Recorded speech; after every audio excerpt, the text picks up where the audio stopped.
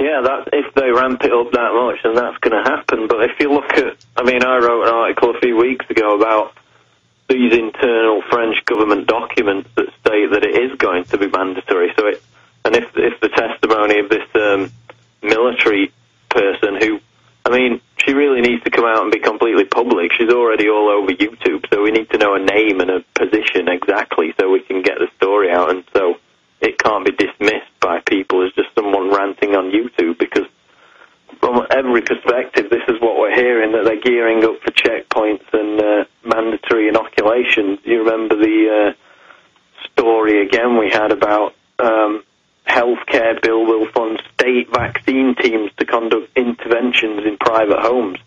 And that's the bill in America out of the Senate Health, Education, Labor and Pension Committee. It was approved by them.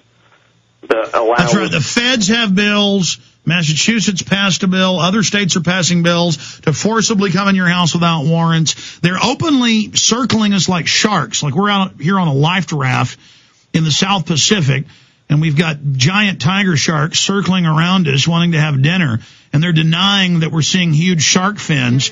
But meanwhile, this is testing soft kill weapons. And that's what I've pointed out.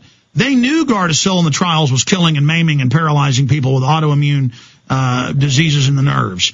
They knew it, so they got Perry to say it was recommended by the state so that vaccine federal damage fund would kick in, knowing it was going to kill and maim people. They knowingly put it out, admitted it didn't even protect you from human papillomavirus, don't care. The women run out, enjoy getting sterilized, enjoy dying, bring their daughters in to be soft killed with pleasure. And then now the mothers are bringing their daughters and sons in for the new weapon, and they come out and say, yeah, it's going to hurt a lot of you, but people are going to be dying all around you, but it's not the flu vaccine. It's quite normal to take a shot and suddenly have your brain swell up. Paul, they're just in the background turning up the ambient soft kill system like the frog in the pot.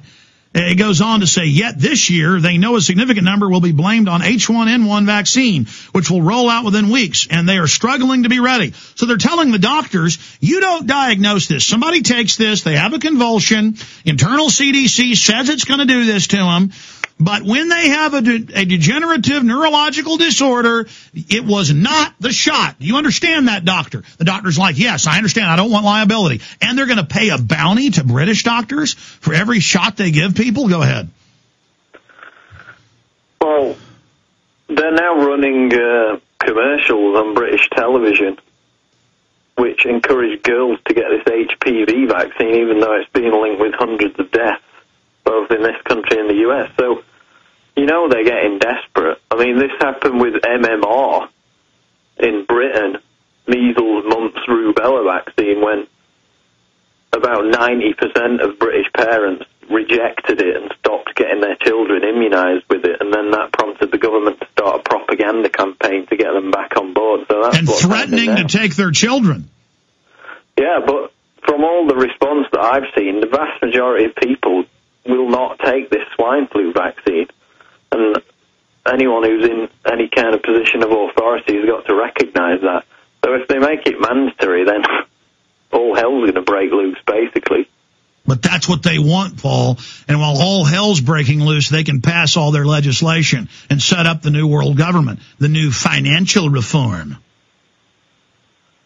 Well, that's a possibility, but, take France, for example. Whenever the French government tries to do anything that's mildly unpopular, the country just shuts down for a week. They don't have fluoridated water there. No. That wouldn't happen in America. It wouldn't happen in the UK because everybody's docile, but still, from the reaction, whether people are willing to back up their words with the actual action or cave into the fear-mongering remains to be seen. Well, let's say 10% of people refuse to quarantine and fight back. That will be 30. Well, what's 10% of 300 million? That's 30 million. 30 million in the US and about 6 million people in the UK.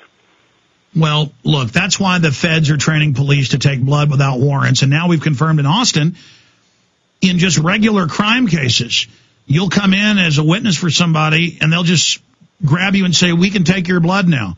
And they're just taking, I mean, this country is completely gone. I mean, it is just, the government is completely psychopathic, out of control. They've always got these sick rationalizations for everything they're doing, Paul. And, you know, the key here is this is being used as a worldwide police state grid for the UN to implement and exercise its global federal control over the nation states. And they are definitely getting police and military ready for checkpoints and transponders, and they may not get away with it this time, but it's all part of the process. And we need a big article to point out to people this is happening. I believe they are going to attempt it, Paul. They've moved too many assets into place. So we need to get an article out exposing that, but also an article that has all the facts so people can make their own decision, and an article that tells the listeners and the readers that you need to get out and spread the word about how dangerous these vaccines are and just how ridiculous all this is. Because if we have a mass awakening to this, we can derail this system. Well, if they go ahead full board, Alex, what they'll do is just say, you know, you don't want the vaccine, that's fine, but you don't travel. You can't get in an airport. They'll take people's privileges away, and that's the only way they're going to get people who previously refused to take it. Well, exactly. No, they're saying they're going to grab you off the road. And they'll have checkpoints everywhere, and it isn't even meant to stop people traveling. It's just meant to set the precedent. That's why they've been training cops to drive buses for decades for martial law. And, Paul, anything else? No, that's it, I think. Okay, get the big report out, because Boston's saying they're going to track what neighborhoods have been inoculated and what neighborhoods haven't. So it's really happening. Good job, Paul Watson. Stay with us.